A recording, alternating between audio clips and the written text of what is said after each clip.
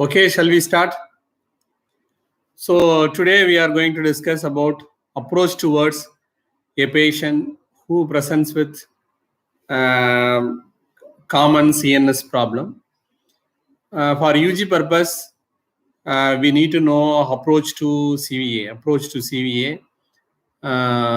Because one of the common presentation in medical ward is hemiparesis, hemiplegia, and so on. So now we are going to see an imaginary patient who presents with acute onset weakness. So imagine a patient who comes to you with a history of acute onset weakness of right upper limb and right lower limb. Acute onset weakness, right upper limb and lower limb for the past 3 days. He is a 50 years old man who is a farmer by occupation, hailing from the village nearby Tanjavur, and presents to you with history of acute onset weakness of right upper limb and right lower limb for the past 3 days. And there is a facial deviation on the right side for the past 3 days. History of presenting illness. 3 days ago, patient was apparently all right. He was completely all right without any medical problems so far. And while he was watching TV after taking breakfast, while he was watching TV, suddenly he fell down from the chair, and immediately the family members rushed to the spot and rescued the patient and found that patient had difficulty in moving right upper limb and lower limb, and there is a facial deviation. Immediately they rushed the patient to the hospital. They took investigation. They said that patient had weakness of right upper limb and lower limb. This is how the patient presented. The common presentation of acute stroke syndrome is similar to the one. What are the points that we need to know? Yes, when you see the presentation, it is acute in onset. Any neurological presentation, we must understand the etiological classification of any neurological presentation. You must remember a 7-point etiological classification. One is trauma. Next one is vascular. Trauma, vascular, metabolic, infectious, neoplastic, degenerative, and demyelinative. These are the 7 important etiological classification: traumatic, vascular, metabolic, infective, degenerative, neoplastic, and demyelinative. Last one is 8th one is hyperviscous syndromes.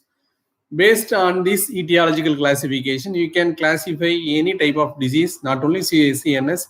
You can classify any type of disease under the 8 etiological categories.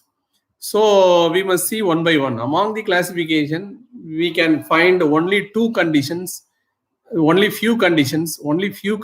can present as acute onset. May present as acute onset disease. What are the acute onset disease? We know that trauma is acute disease, and vascular disease is an acute disease. Infectious disease is an acute disease. Metabolic disease is an acute disease, and demyelinative disease is an acute disease. So all these conditions are acute diseases, acute onset diseases, whereas degenerative, neoplastic conditions are insidious onset, whereas other all conditions may present as acutely. Among the acute presentations, only 2 conditions may start very suddenly. The previous second patient was all right. Immediately next second patient became abnormal. So only 2 conditions may present as very sudden onset. These 2 conditions are, one is vascular, the other one is trauma. The sudden onset presentation can happen in only 2 etiological conditions. One is vascular, and trauma. Coming to your patient was apparently all right till 9 to 10 a.m. He was completely all right, no premorbid illness. Suddenly became ill. This sudden onset of illness can happen in only two conditions. One is vascular, the other one is trauma. We can very well differentiate trauma and vascular etiology by asking the simple history. What is the history? By asking the history of trauma, you can rule out or rule in trauma as an etiology of the presentation. In this patient, we do not have any history of trauma. So naturally, the etiology of sudden onset of weakness in this patient is vascular. So coming to the weakness. So neurological presentation, we have so many structures. We have so many structures in this central nervous system. One is pyramidal system, extrapyramidal system, autonomic system, pyramidal, extrapyramidal, autonomic system, cerebellar system, and meningeal and spinal cord. So many structural systems are there. Each and every structural system have different presentation. We must understand what are the presentations of each and every anatomical structure. Supposing weakness, you find a weakness in a patient, that is purely a motor problem. This motor problem can happen in three important structural abnormalities. One is pyramidal tract, the other one is extrapyramidal tract, the other one is cerebellar system. So what are the common motor presentations of all the three structures? So remember, the pyramidal tract is the one which is important for the motor activity. Pyramidal tract is otherwise is being interpreted as upper motor neuron. So any type of upper motor neuron disease may present as weakness. Cerebellar system may present as incoordination. The main predominant presentation of cerebellar system lesion is incoordination, whereas the motor presentation of extrapyramidal system is involuntary movements. We must know a few involuntary movements as a part of the presentation of extrapyramidal system. So coming to the pyramidal system, the pyramidal system has when there is a lesion in the pyramidal system, the presentation is weakness. The weakness is a type of upper motor neuron type of weakness. What are the characters of upper motor neuron type of weakness? We must know. So the upper motor neuron type of weakness is characterized by hypertonia, hyperreflexia,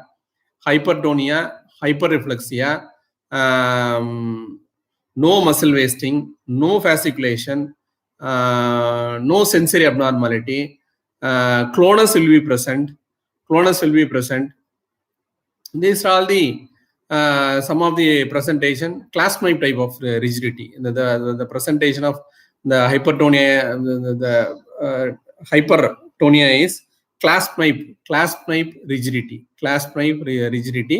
Whereas coming to the extrapyramidal system, similar to the one, there will be rigidity also. In extrapyramidal system also you can find rigidity, but the rigidity in extrapyramidal system is lead pipe rigidity. The prototype disease of extrapyramidal extrapyramidal system disease is Parkinson's disease. A prototype disease of extrapyramidal lesion is Parkinson's disease, where you can find tremor, rigidity, bradykinesia, all are features of extrapyramidal syndrome. What are the other involuntary movements of extrapyramidal system? Are tremor, chorea, athetosis, hemibalismus, tics. These are all the presentations of various involuntary movements coming under extrapyramidal lesion diseases. Right. Coming to the cerebellar system. Cerebellar system is another presentation which involve motor activity, where the predominant presentation of cerebellar system is incoordination. For the smooth execution of each motor activity, we require intactness of cerebellum. When there is a problem in the cerebellum, we can find in coordination or the broad-based gait, sometimes involuntary movements, tremor, all those things can happen. There will be a difficulty in negotiating narrow pathway. All those difficulty in smooth execution of motor activity can happen in cerebellar lesion. So these are the three important structures that we must remember whenever we deal with motor problem. So remember, familial tract disease, otherwise called upper motor neuron disease, present as weakness. Cerebellar system may present as incoordination. Extrapyramidal system lesion may present as involuntary movements. So there is another structure which is important for the interpretation of weakness is lower motor neuron type of lesion. So pyramidal tract is purely for upper motor neuron lesion. We must know the lower motor neuron type of lesion also can present as weakness, but we can very well easily differentiate upper motor neuron type of weakness from lower motor neuron type of weakness. Anything in the spinal cord, anything below the anterior horn cell comes under lower motor neuron. In the brainstem, anything below the nuclear structure, infranuclear structure, comes under lower motor neuron structures. So these lesions can also produce weakness, but of different character, different from the weakness caused by the upper motor neuron. So what are the characters of lower motor neuron type? What are the characters of lower motor neuron type diseases? There will be hypotonia. In upper motor pyramidal tract lesion or upper motor neuron lesion, there will be a hypertonia. Here hypotonia. There in upper motor neuron lesion is hyperreflexia. Here areflexia or hyporeflexia. There will be clonus in upper motor neuron lesion. There is no such clonus in lower motor neuron lesion. Fasciculation is very common in lower motor neuron lesion. There is no fasciculation at all in upper motor neuron lesion. Muscle wasting will be predominant in lower motor neuron type of weakness. There will not be any muscle wasting, but instead of muscle wasting, there will be a disuse atrophy in upper motor neuron lesion. Because of the non-usage of musculature, there will be a disuse atrophy in upper motor neuron type of lesion. These are all the differences by which we can make upper motor neuron structure involved or lower motor neuron structure is involved. So these are the presentation. Coming to the patient proper, this patient presented to you with history of weakness of upper limb, right lower limb, and of acute onset and facial deviation on the right side, right? So this weakness, we must, in the history, we must elicit whether it's upper motor neuron type or lower motor neuron type. Is there any extrapyramidal system involvement or is there any cerebellar system involvement? All those things has to be analyzed under the history taking. So under the history of presenting illness, patient was apparently all right 3 days ago. When he was watching TV, he suddenly fell down. Attenders rescued the patient, shifted to hospital. They found that patient has weakness of right upper limb and lower limb and this thing. There was no history of involuntary movement. There was no history of involuntary movements. There was no history of incoordination. There was no history of incoordination. Patient has slight slurring of speech. Patient has drooling of mouth while eating something. There was a drooling on one side of the face, and he could not move his right upper limb in the form of, you can specifically say, he could not mix food. He could not lift his hand above the head. He could not use the comb to comb his hair, and he could not use wear chappals. He could not walk in the steps. All those things suggest that patient has both proximal and distal weakness. The patient could not wear chappals. That means patient has distal motor weakness in the lower limb. When the patient could not walk in the steps, that means the patient does have proximal weakness in the lower limb. If the patient could not lift his arm, lift his upper limb over the head, that indicates patient has proximal weakness in the upper limb. If the patient could not mix the food or buttoning shirt, that indicates patient has a distal motor weakness in the upper limb. So by which we can characterize is a purely a distal motor lesion or purely an proximal motor problem. All can be assessed by history taking. Apart from that, once you identified pure both motor and both proximal and distal form of weakness in the upper limb, right upper limb and lower limb, we should rule out extrapyramidal system by asking involuntary movements. By asking in coordination, we rule out cerebellar system. Then autonomic system. What are the signs and symptoms of autonomic system? Autonomic system consists of sympathetic and parasympathetic system. The predominant clinical features, the predominant structures which are controlled by autonomic system is, one is bowel and bladder. Two important structures which are controlled by autonomic system is bowel and bladder. Is there any bowel disturbance? Is there any bladder disturbance? So these things, sweating, bowel, bladder, all those things are controlled by autonomic system. By asking the history of disturbance of any of these structures, we can rule out or rule in autonomic system.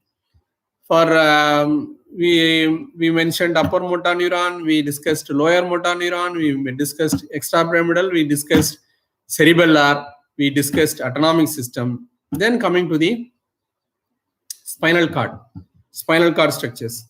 So whenever there is a spinal cord structures, we must look for three important clinical signs that comes under examination. Even though it comes under examination, for the part of as a part of discussion, I am saying right now. And the three important clinical signs of spinal cord lesion is, there will be a sensory involvement, there will be a motor involvement, there will be an autonomic system involvement. If all the three are together present below a particular level, so supposing, imagine a lesion happened, an anatomical fracture happened at T4. Below T4 level, there will be a sensory loss, there will be a motor loss, there will be a motor loss, there will be autonomic disturbance below the particular level of lesion. That is a typical of spinal cord disease. Coming to the there is another structure that is of important for UG discussion is brainstem lesion, where again three important signs suggest the patient has brainstem lesion. The one is, there will be a long tract sign in the form of pyramidal tract or spinothalamic tract. Any one of the long tract will be, one or more of the long tract will be involved. Then there will be a cerebellar signs. Patient will have cerebellar signs because of the superior, middle, inferior cerebellar peduncles involvement. And there will be the third important clinical signs, cranial nerve involvement. So when any of the patient presents with cranial nerve involvement, long tract signs and cerebellar signs, suspect the lesion is in the brainstem. And the lesion is in the brainstem.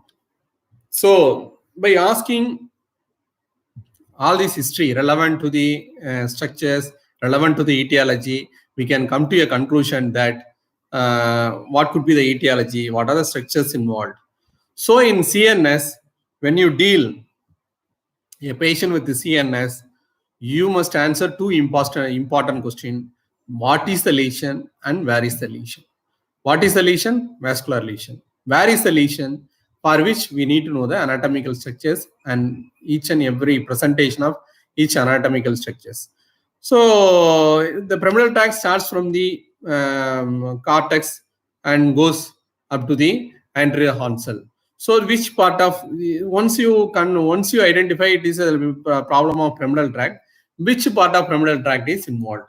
For which we need to know what are the various presentation at different level. Supposing if there is a cortical or subcortex involvement, the weakness will be very minimal. The weakness will be very minimal. Weakness will be very minimal. If the lesion happens in the internal capsule, many of the structures goes through the narrow structure. So when there is a problem in the internal capsule is a very narrow structure. So all the fibers when goes through the internal capsule, when there is a problem in the internal capsule, entire fibers of femoral tract will be involved. So there will be a dense hemiplegia can happen. So coming to the after this thing, we internal capsule, the fibers reaches the brainstem structures, midbrain pons medulla. When there is a problem in the midbrain pons medulla, you can get crossed hemiplegia. Hemiplegia will be crossed hemiplegia. We must know what is crossed hemiplegia. Ipsilateral cranial nerve palsy and contralateral hemiplegia. When there is a lesion on the left side, on the left side there will be a cranial nerve palsy, on the contralateral side, right side, there will be hemiplegia. That is called contralateral crossed hemiplegia. Crossed hemiplegia, wherein ipsilateral cranial nerve palsy, contralateral hemiplegia can happen. That indicates the lesion is in the brainstem. There are so many syndromes, so many named syndromes are there under brainstem strokes. You can go through in the books. So then after brainstem, you can have spinal cord. I told you how to interpret when will you suspect spinal cord lesion. So this is how we can make the differential diagnosis for the structural involvement and the location of the structure. In the femoral tract, as I said, it is not cortex, it is not subcortex.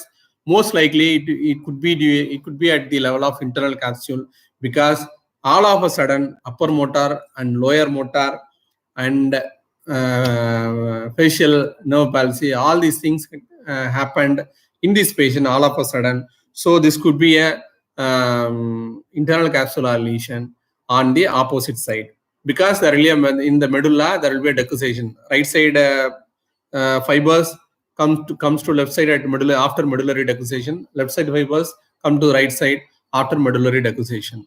So since the patient has right-sided upper motor and right-sided lower motor neuron lesion, right-sided right side upper limb and right side lower limb weakness, most likely this patient have lesion in the left side hemisphere at the internal capsule because of the dense hemiplegia. So the etiology is vascular. This is how you can make the etiology of the disease and the structure involved. So we mentioned about structures like femoral tract, lower motor neuron, extrafemoral tract, cerebellum, and spinal cord, brainstem diseases. So we have another important structures in the brain, in the CNS system, is cranial nerves, 1 to 12. You know that 1 to 12. So 1 to 12 cranial nerves pairs are there. So each and every cranial nerve do a different function. One is sensory, one is motor, the other one is both. All those things you might have known from the first year itself. So I need not remind all those things. So you can very well ask history of olfactory, optic, oculomotor, trochlear, trigeminal. In that way, you can go for each and every cranial nerve. History pertaining to a particular cranial nerve. Supposing olfactory, smell, optic, visual acuity. So you must test all those things under each and every. Fifth nerve, it's both sensory as well as motor. V1, V2, V3 of 3 important branches of trigeminal nerve, V1, V2, V3, sensory as well as motor. It's a motor for muscles of mastication. So you can understand the various functions of cranial nerve, and you should examine and ask history for each and every cranial nerve. In this particular patient has facial deviation and slurring of speech, as well as drooling of food while taking food and water. So this suggests patient has facial deviation on the right side. That means when you ask the patient to say E, that right side mouth deviated to the left side because of the normal functioning of the left side. So that is the thing that favors the diagnosis of facial nerve palsy. Other cranial nerves are normal. So these are all the important history that to finally identify the etiology of the presentation. Sometimes I share you an imaginary scenario. We had when I was in Ward 12, there was a first bed patient who is a 60 years old man who presented with acute onset weakness of left upper limb and left side facial palsy. They diagnosed as faciobrachial monoplegia. And they were giving antiplatelets, mannitol, all those things. And intrigued by the presentation, I just asked what is his patient. They told that it's a different unit of different faculties unit. So out of curiosity, I asked what is the presentation. They mentioned that faciobrachial monoplegia. And they also shared that patient had fever for 15 days. Apart from fever, patient acutely had faciobrachial monoplegia. Then I immediately said, what could be the diagnosis? Anyone can share in live chat? On hearing the history, I gave the diagnosis. This could be the diagnosis. You check. They did the particular test, and they found that that was true. You can share in the live chat. Anyone? What could be the diagnosis of this patient? Acute fever for 15 days, acute onset faciobrachial monoplegia, 60 years old man, no other comorbidity. Any idea?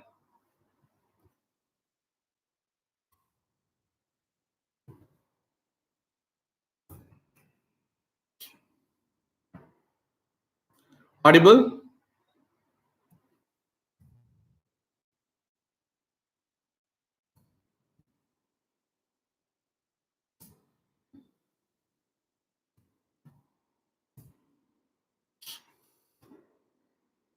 Hello?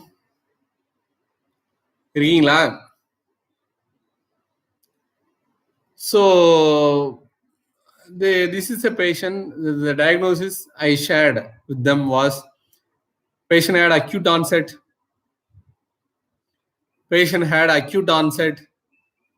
faciobrachial monoplegia in the background of fever for 15 days. The diagnosis is, yes, Bhavani mentioned infection. Yes, very good. Infection. What could be the infection which present like this? What could be the infection? Yes, well done, Bhavani. And what could be the infection which caused the presentation?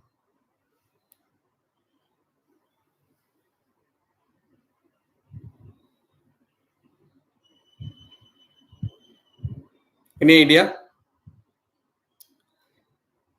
I'll tell you. The important infection which caused chronic fever for 15 days and acute onset stroke is infective endocarditis. So immediately I told them that check for infective endocarditis. They did echo. They found infective emboli attached to the valvular structures inside the heart. So this is the classical presentation of infective endocarditis complicated by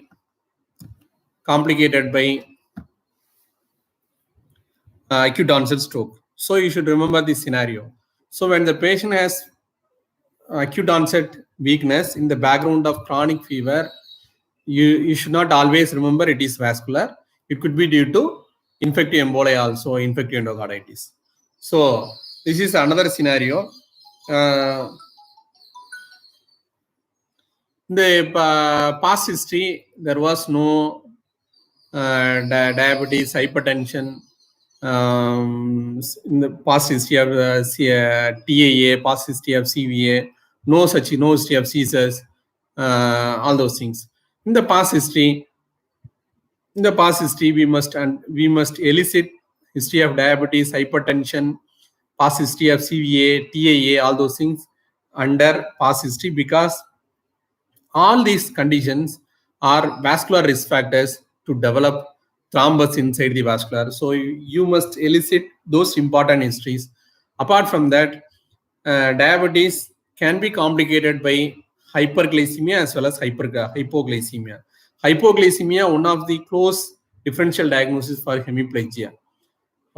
Even though it is a metabolic syndrome, it may present as focal deficit.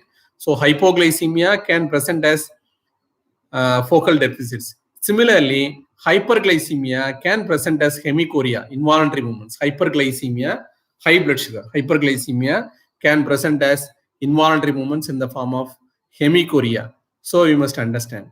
So the another differential diagnosis of hemiplegia is seizures.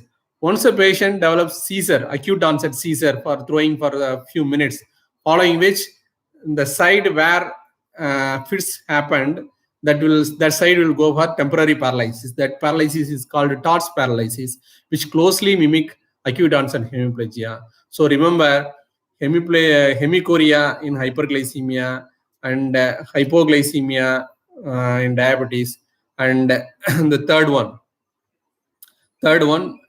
post-epileptic TORS palsy can mimic a presentation of hemiplegia. So this is under past history. This is about past history. Family history, anything, any diseases, prothrombotic disease can happen in family, that may run in families, that may lead to neurological disease. Then motor neuron disease may run in families, which may present as this problem. Huntington's chorea may present in families, can have similar presentation in the other members of the family. So all those things are important. Then past history, family history, treatment history for the past 2 years, in the past months. Has he gone for hospitalization? Has he gone for any surgery? So all those things are important in a patient with CVA. I tell you, I am sharing you how past history is relevant for a particular case. Another experience from our wards. We had a patient early in the morning by 9 a.m. When we go for rounds, we found that there was a 25 years old male who presented the day before our rounds. He was presented to Ward 4 with a presentation of acute onset breathlessness. That was a presentation, acute onset breathlessness. They tested ECG, they tested X-ray, they did all investigations, blood, CBC, RFT, everything. Everything is all right, except tachycardia. Everything is all right. And saturation is 92 to 94. Saturation is 92 to 94. Lungs are clear. CV is normal. Lungs are clear. All the tests are negative. And patient is breathless. And age is only 25 years. Age is only 25 years. He is lying in the bed with oxygen. We do not know what is the cause. What could be the reason? Any idea? You can share any blunders. You can share any answer. I will not scold you.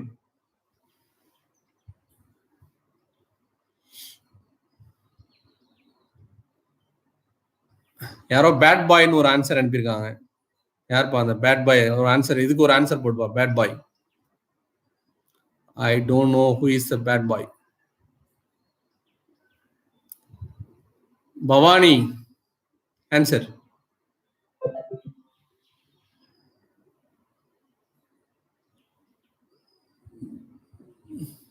மிலாண்டா. Last இதுக்கு சிபிலிஸ் போட்டீங்க, இப்போ இதுக்கு என்ன போட போறீங்க? அழகன், Ajith. Any type of answer is good. Ventricular septal defect, congestive cardiac failure. Congestive cardiac failure can be diagnosed by, yesterday I told you it should not be called as congestive cardiac failure. It is heart failure. It is heart failure. It is not ventricular septal defect. Ventricular septal defect often have the oscillatory finding of pansystolic murmur. Yeah, it could be a myasthenia gravis. One of the differential diagnosis of patient presents with no lung sign, no respiratory sign, but patient is breathless. The important differential diagnosis is myasthenia gravis. Yes, the same bad boy answered myasthenia gravis. I want to see the bad boy tomorrow.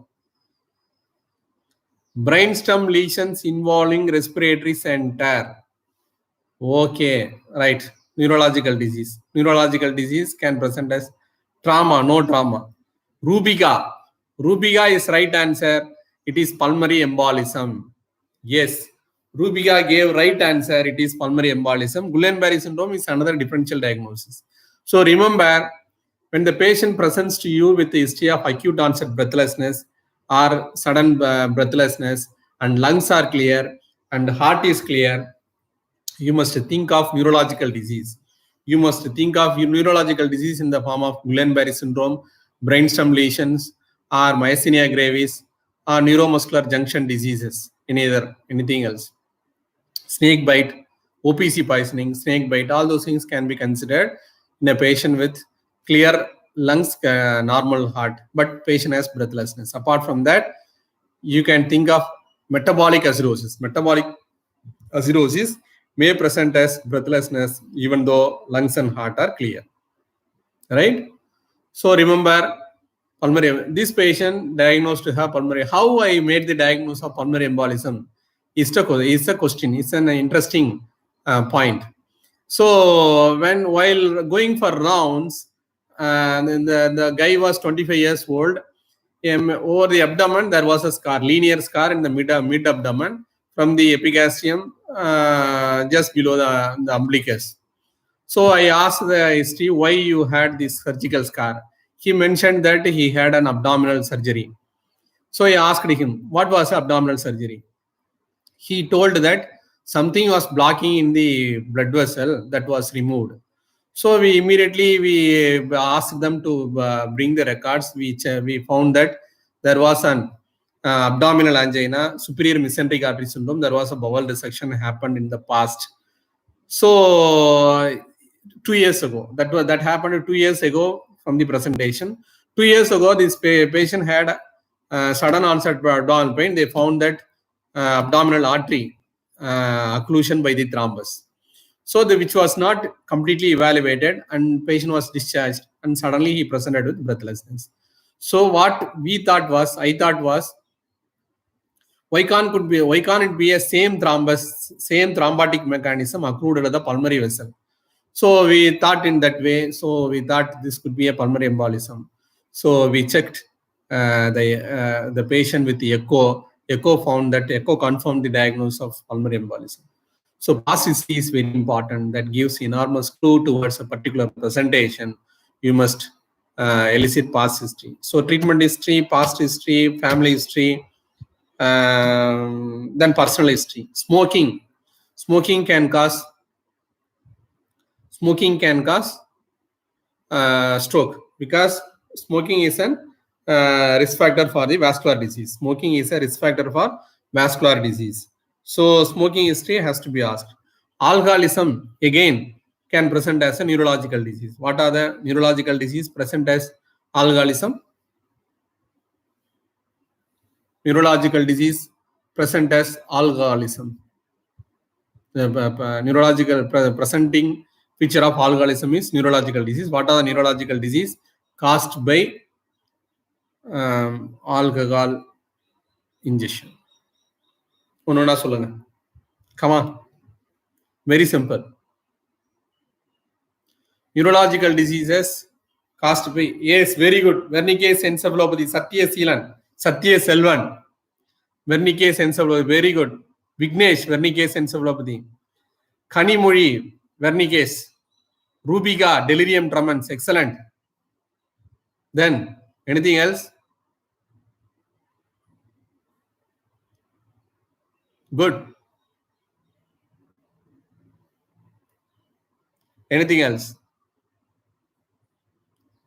Saturday night policy. Oh, wow. Great. Time in deficiency. Very good. Very good. Time in deficiency. Time in deficiency. Right. Very. Fetal alcohol syndrome. Korsakoff psychosis. Excellent. Excellent. Anything else? Anything else? Stanley Korsakov, Satya Selvan, Fetal alcohol, Yalini, dry beriberi. Akshaya, dementia.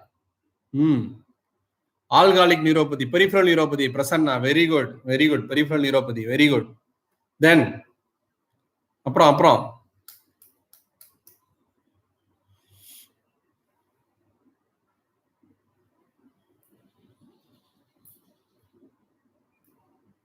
Anything else? Hepatic encephalopathy, very good. Hepatic encephalopathy. Alcoholism leading to liver disease, leading to hepatic encephalopathy. Then, Navina. Alzheimer's, Abdiya. Dinesh Ram. Alzheimer caused by alcohol. Evidence. Roshini, Vernikes. So, other important neurological presentation of alcoholism is cerebellar disease, acute cerebellar intoxication as well as chronic cerebellar dysfunction. Both can be caused by alcoholism. Apart from that, hepatic myelopathy. In chronic liver disease, hepatic myelopathy is one of the complications caused by alcohol indirectly after liver disease. So these are the common presentations, neurological presentation after alcohol intake. So we must remember all those things. So that is why we must ask a personal history of alcoholism, right? With this, we can conclude today. We will discuss tomorrow about general examination, about various neurological examination, right? Hope you enjoyed the session. Thank you. If you have any doubt, you can ask.